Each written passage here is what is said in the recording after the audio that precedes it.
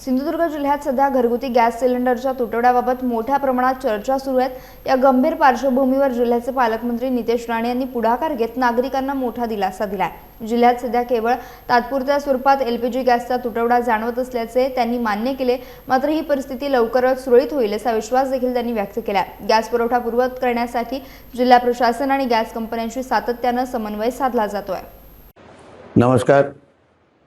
सिंधुदुर्ग जिल्ह्याच्या सर्व बंधू भगिनींना मी जिल्ह्याचा पालकमंत्री म्हणून आवाहन करणार आहे की जिल्ह्यात तात्पुरत्या एलपीजी साठ्यासंदर्भात काही अडचणी निर्माण झाल्या असल्या तरी ह्याच्यावर प्रशासनाच्या माध्यमातून लवकरात लवकर तोडगा काढण्याचं काम सुरू आहे।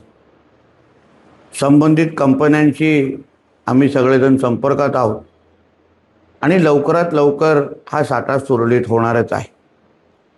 तोपर्यंत कुठल्याही सोशल मीडियावरचे पोस्ट असतील, कुठल्या अफवांवर आपण कृपया लक्ष देऊ नये। या पूर्ण परिस्थितीवर आम्ही सगळेजण बारकाईने लक्ष ठेवून आहोत। राज्य आणि केंद्र सरकार या पूर्ण परिस्थितीवर मात करण्यासाठी सर्वतरी प्रयत्न करत आहेत आणि लवकरच सगळं काही सुरळीत होणार आहे।